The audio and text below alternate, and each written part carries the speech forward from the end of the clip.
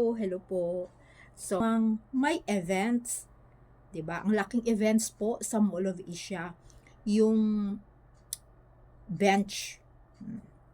Alam mo, isa sa mga ano yan dito sa Pilipinas, yung bench, malaki talaga yan. At alam nyo naman, pag Mall of Asia, ang laki. So, ang daming tao, yun at ang pinakamalaki nilang venue, 'di ba? Yung Mall of Asia ng bench. Grabe, ang daming mga artista.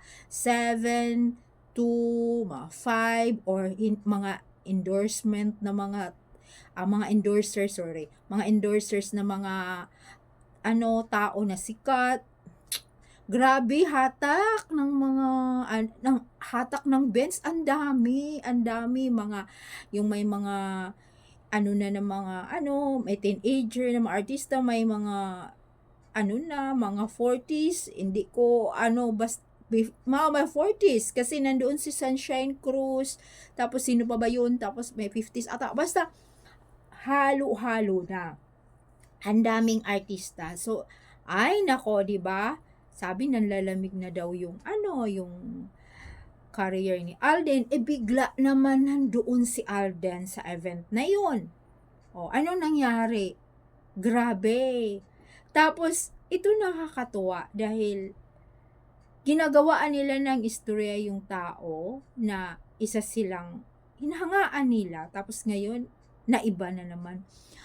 Totoo nga talaga na ang artista at saka politika, magkakahawig sila, magkakapareho.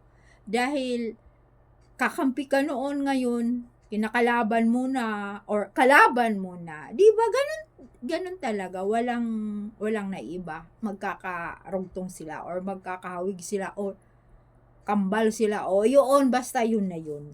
'Di ba mga palangga? Kakapareho.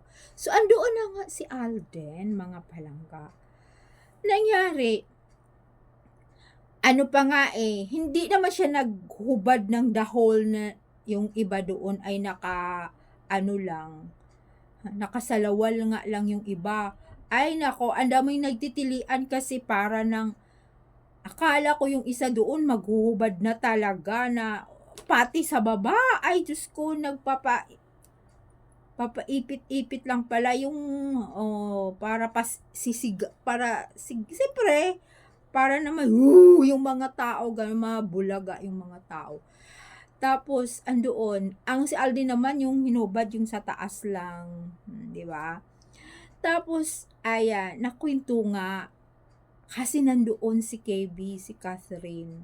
So, ang nakita ko yung finale na ata nasabay sila, or hindi ko alam yun ha, kasi yan lang ang nakita ko kasi hindi ko naman nakita yung the whole show. Na parang sabay sila, magkatabi sila pero may mga kasunod, pero nauna lang silang dalawa.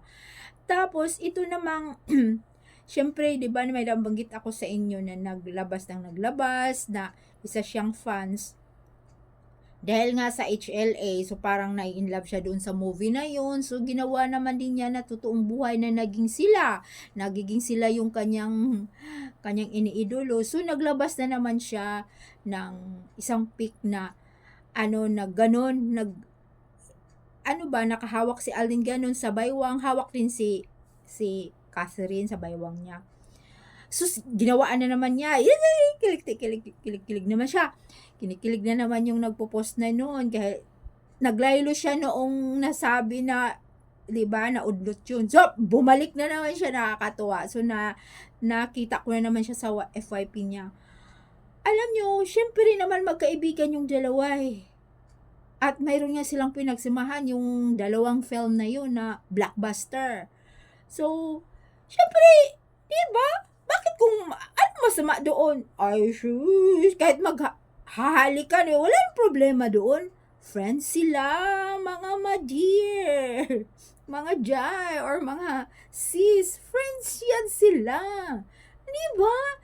Sus, alam mo, wala talaga silang relasyon, friends lang. So, nangyari naman, mayroon din kasi, ang daming mga doon na pangyayari na hindi naman panay sila nagsasama, hindi naman sila nagkakatabi kasi ang ang nakakasalamuha ni Alden ay puro mga GMA artist. Sila Marian, andun ba, si Dingdong andoon ata, tapos sila ni nakita ko yung mga basta mga GMA yung nandoon, marami nga, so grupo-grupo ganun, tapos nagbabati-batian. Tapos andun lang naman, parang ang nakita ko doon si Joshua at saka si Catherine, tawanan sila. Pero yung na panay sila nagsasama, kasi yung na yun, wala, yun lang ang pinakita niyan, pic na siyempre magkakitaan, di ba, magbabatian, ay shush.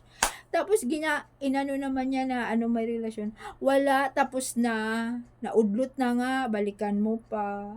At saka wala naman talaga silang relasyon, gumagawa lang yung mga fans, di ba mga palangga? So yun, tapos huwag namang sasabihin na hindi naman yung nagbabalita noon na ano nangyari sa career ni Alden, hindi rin naman niya hawak. So nagbabalita lang din naman sila. Pero wag namang mamaya na naman, pag wala na namang show si Tisoy, na naman yung gagawa na naman nila ng istorya. Walang ganun. Di ba? Sa bagay nga, sa ngayon kasi pag walang ayuda, naglalaylo ata yung mga tao Kasi nasanay na, 'di ba?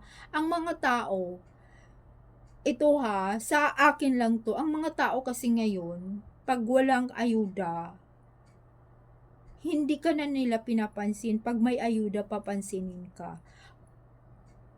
Alam mo, nagtatamad-tamara na nga yung iba kasi nag-aantay na lang sa ayuda. Di po ba? Hindi naman nag-aantay na, umaasa na lang ng ayuda. Hindi na nagkakayod. Di ba? Yung iba kayod ng kayod para umasinso. Yung iba naman umuupo lang. Tapos pasipsip lang ng pasipsip, nagkakaroon ng ayuda. Hindi naman dapat, kasi tingnan mo mga ngayon sa yung Pilipinas na nangyari sa atin. Kaya ayan po, binigyan naman niya ng kahulugan na nagkabalikan, niligawan ulit. Ano ba? Wala namang nangyari noon. Pag si Alden kasi ang magsasalita sa pool. Pero alam nyo, mga palangga, yung kung si Mingay naman, tahimik lang yan, di ba? Alam nyo, tahimik talaga yan kasi mayroon nga silang sa private life nila, ayaw talaga nilang halungkatin yun or pag-usapan. Bitter na lang, mas gusto siguro nilang dalawa o lalong-lalo na si Min, sisiraan na lang at okay sa kanya, siya na, diba parang sinasalo naman talaga ni Mingay na mas okay na siya ang sisiraan. Sa bagay nga, hindi na siya yung wala siyang film, wala na siyang single, or hindi na siya kumakanta, diba? Kasi gusto niya yun diba? Yung iba kasi, ginagawaan ka agad. Yung mga nakikita nyo, ayan, malapit ng eleksyon, yung mga nakikita nyo na, sabihin na naman, andoon na, pupunta na naman sila. Wala yun. Wala yung mga ganun na pumupunta talaga sa totoong buhay. Simin, wala. Wala yun. Basta ako sa akin wala yun. Wala. Yun ang pinapaniwalaan ko At saka hindi ko rin naman pinapakialam yung mga nila, yung pinapaniwalaan nila. At saka hindi naman tayo nakikipag-away, di ba? Basta yung kinukwento ko lang, yung akin, wala yun. Lang yun, mga showbiz lang yun. Sabi pa nga, hindi mo naman talaga lahat sasabihin kung nandiyan ka sa showbiz, yung mga sinisave mo na lalong-lalo na sa totoong buhay mo, wag mong ikwento kasi alam mo, delikado ngayon. Yan na nga, di ba, si Alden, si Panay yan sinasabi na, yan na lang, ayaw na niyang ibulgar lahat. Siguro yung noon, yung totoo pa yung, ngayon masyado nang madumi kasi nga, nasa showbiz Kasi nga, ang social media ngayon ganun. At ang mga tao kung ano inilalabas, yun na yung pinapaniwalaan nila na kahit hindi naman talaga, 'di ba? 'Di ba, pinag-anuhan na nga nila ngayon na yung mga yung mga hindi totoo Yung iba ginawa ng katotohanan Tapos kasi yung mga tao nakatutok na lang sa social media, hindi lahat na totoo nasa social media. Kaya ayan po, wala naman yung ang mga inano talaga, yung parang ano talaga si Alden, nandoon naman sa Channel 7 ng mga artista siya sa mga grupo. Siyempre pagkatapos may mga ano talaga, may mga halik-halikan diyan, pabiso-biso, pero ang ano niya, grupo niya, siyempre andoon siya sa GMA7 ng mga artista, sa mga sparkle na mga artista. 'Di ba mga palangga? Kaya thank you so much sa lahat po na sumubaybay. Ayan, 'di ba, sa mga lahat ng mga sumubaybay sa aking vlog, marami pong salamat. Kaya ayan mga palangga, ayun na nga, yung sa event na yun, bigla naman nilang nalalamig na yung career at ayan, nagkaroon naman ng ano pasabog si Alden na malaki pang events na yun. Sobrang laki kasi Mall of Asia, ang laki kaya nun, daming tao. Kaya ayan, susubaybayan na lang natin kung ano na naman ang magaganap kay Tisoy. Kaya thank you so much sa supportan niyo mga palangga. Bye!